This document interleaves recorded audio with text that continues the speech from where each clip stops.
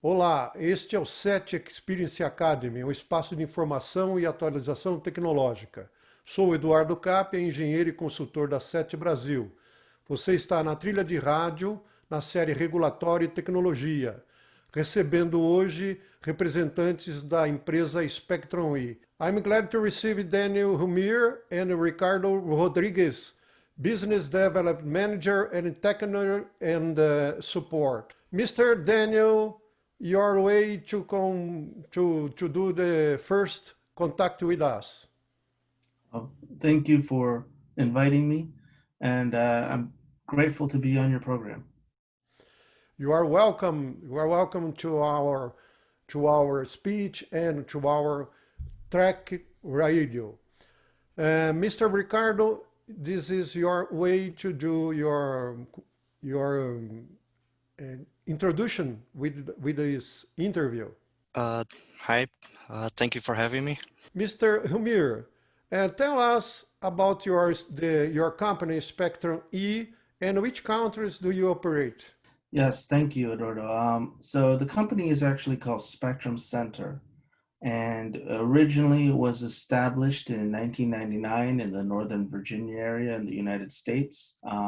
Originally was focused on selling on developing, marketing, and resale of RF or radio frequency engineering software tools.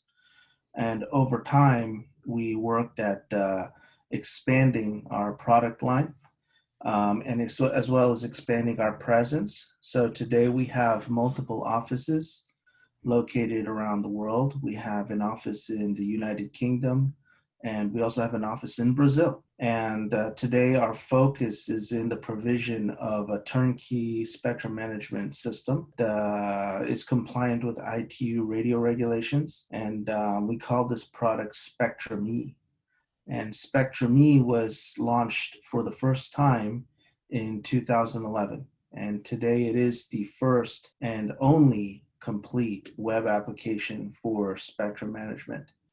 And we have delivered the Spectrum E product to most all of the major telecommunication authorities in the Western Hemisphere, including Anatel of Brazil, the FCC of the United States, the NTIA of the United States, ENACOM of Argentina, IFT of Mexico, URSEC of Uruguay, CJET of El Salvador, ASEP of Panama, several other countries in Latin America and in the Caribbean. And in the last year, we've started to expand more into the Eastern Hemisphere, winning major customers in Asia, the Middle East, and in Europe. In this case of the Anatel system, could you describe the evolution and the predictions of the interference AM and FM and TV? Yeah, we'd be more than happy to talk about this. So in the case of Anatel, the system was built off of the open architecture of the Spectrum platform. And so this system was customized for the Anatel regulator and was renamed. It's called Mosaico in Anatel. And it's composed of three principal modules. One is for electronic licensing, which includes features for spectrum allocation planning, billing, fee calculations, invoice management. There's also a technical analysis module, which includes a complete GIS engine. This is probably the part that we'll focus most on today is the technical analysis module, and another module that allows for connecting to measurement devices such as spectrum analyzers or radio monitoring sensors. This is known as the remote monitoring module. So all of these were delivered to Anatel, but the Mosaico project focuses primarily on the licensing and technical analysis modules. And those modules were evolved over time to be better integrated and automated, so to help standardize the processing of spectrum license requests or spectrum license applications coming from the Brazilian public. So this project with Anatel began originally in 2012. So it was actually shortly after we first launched Spectrum E. And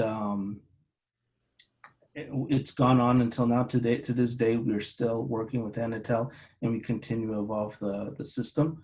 The original need was to provide what was called a licensing system for uso temporario do espectro, UTE, or in English, temporary use of spectrum, to support the increase in demand in anticipation of the FIFA World Cup in 2014 and the Summer Games, the Summer Olympics in 2016. So that was the original need from Anatel, so they invested in getting the new system. And the Mosaico system evolved to today being a licensing platform for several radio services in Anatel, including broadcast, servicio móvil privado, private mobile radio, and much more. And it's also become the technical analysis tool of choice for the radio broadcasting and I believe the mobile areas of Anatel. So several features have been implemented in the tool to support AM, FM, and TV broadcast services.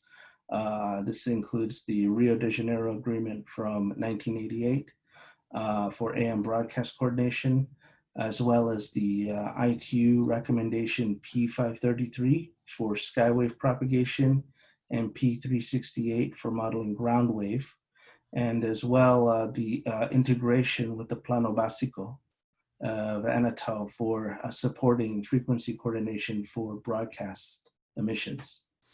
Okay. Mr. Ricardo Rodrigues, could you share your screen and show the access to the Spectrum Center model, Spectrum E, show to the people which is watching this video? Right, so I'm right now at our Spectrum E, our cloud, spectrum.center.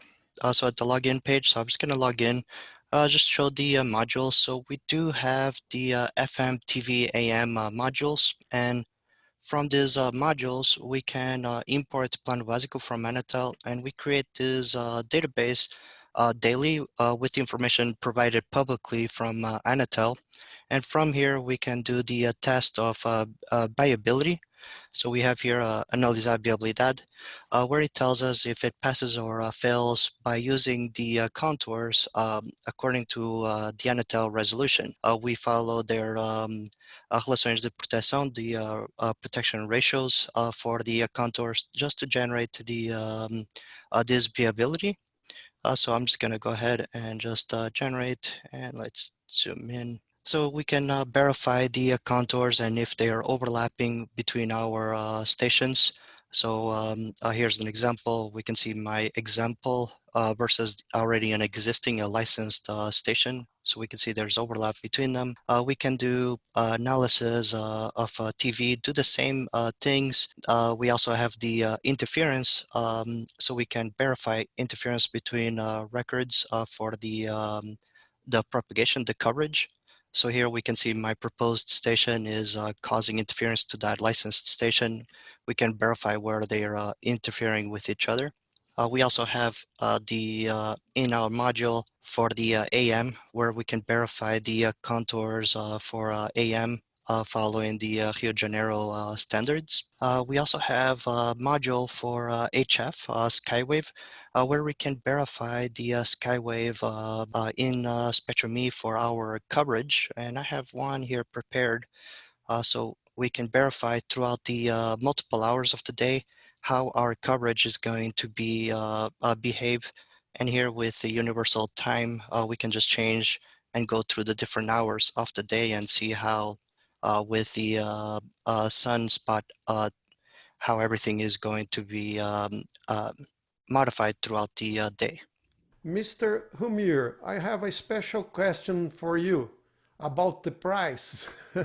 The Brazilian people would to hear a good news about the price. This is a subscription, a monthly subscription. We have a monthly subscription. And do you have another kind or another type of a subscription, please? Yes, we offer the software in two ways. One as under what we call a software as a service subscription model, also known as a SaaS model. And the other one is what we would call a perpetual license model, meaning you pay one time and you have the software forever. But it's a little pricier. It's a little more expensive. It's if you go with the perpetual license. So today, what's very popular, especially with the Brazilian public, is the subscription model. The subscription model or the SaaS model, it can be month to month or it can be over year to year. We obviously offer a discount for customers that make a longer commitment. So if you purchase for a 12-month period, you'll get a little bit of a discount. A decent discount, I should say. So the default price, if you wish to go just month to month, is $299 per user per month. And what that gets you is everything that Ricardo demonstrated. And also one advantage is because it is the tool of choice of the regulator of Anatel, you will be able to produce the same results that Anatel produces. So it brings a level of consistency in the technical analysis, which was really one of the main problems that Anatel had in the beginning. Was when they would do technical analysis, they would contract various consultants who would use their own tools, and they couldn't verify how the consultants arrived at their conclusions because they didn't have all the tools that the consultants had, nor did they have the time, even if they did have all the tools, to learn how all those tools worked and how to manipulate them to try and achieve similar results. So that's $299 per user per month, and you can cancel anytime. If you decide to cancel after, let's say, 2 months, but then let's say after you wait a couple months and you decide to resubscribe, all your data will be on the cloud. It'll be on the server, so you won't lose anything. And you can always download your networks and whatever information you have created in the tool. The results can be exported to Google Earth format and other open formats.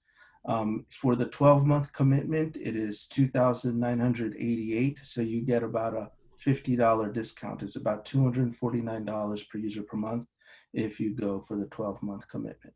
Mr. Humire, before the final question, feel free to informations of the Spectrum Center, your company, or the future of the company. You stay free to spell about this. Sure, no problem. So regarding Spectrum Center, the organization, we're very successful this year. So the pandemic didn't impact us too severely. Obviously, since we're an IT company, those tend to be the kinds of businesses that were least impacted by the pandemic. As you can see, I'm teleworking from home. My colleague Ricardo is also working from home. So today, that's very possible, very easy to do with broadband technology. So we are going to continue to expand and support our customers, expand the capabilities of our products as the telecommunications technologies evolve. Obviously, there's a big need to expand wireless broadband and expand all the wireless technologies and infrastructure that have been deployed in the past everywhere in the world as wireless communications is becoming more and more critical to the daily infrastructure of every citizen on the planet. And specifically with relation to broadcast, there are obviously going to be changes in the broadcast world. Obviously, in the last 10 years, the biggest was the migration to digital broadcast. But today, I would say, because the broadcast business model still relies on advertising, the broadcast industry is kind of trying to catch up with what wireless broadband has been able to afford to the public, and that is very targeted advertising. So social media has been very good at taking advantage of that. So being able to get very specific advertisements to individuals, that's going to be what broadcast is going to probably focus on, how to use digital broadcast and geolocation and other types of technologies to improve what we call narrowcasting or targeted marketing, targeted advertising. So that's I think where everyone in the broadcast industry is focusing on. That's what digital TV is focusing on. And I think FM is focusing on that as well. Okay, Mr. Humire, do you believe in the future of the digital radio in Brazil or Latin America? That's a good question. I think digital broadcast is always going to be around. It is a very low cost alternative to get information.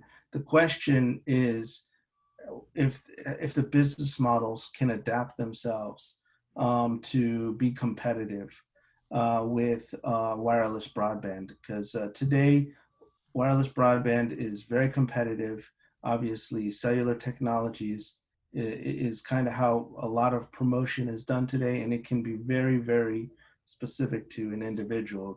They promote the kind of things that you specifically may even talk about or just communicate on your device and not be aware that that metadata is being collected and being sold to advertisers. So broadcast, as long as broadcast technology can adapt itself to be competitive and to, like I said, narrowcast advertising information to, let's say, neighborhoods and specific regions, I think that the business model can support broadcast infrastructure. But you'll always have public safety and things like this and other types of applications for broadcast. So broadcast will never go away. I'm glad to receive Mr. Daniel Humire and Ricardo Rodrigues here at the radio tracks from Set Experience. Thank you for having us. It was a pleasure. And anytime anyone has a question, just let us know. Thank you for inviting us. I appreciated the time we spent today. And again, if anyone wants to learn more about our organization or our products, they can go to public.spectrum.center. Nós estamos na trilha de rádio do Set Experience Academy.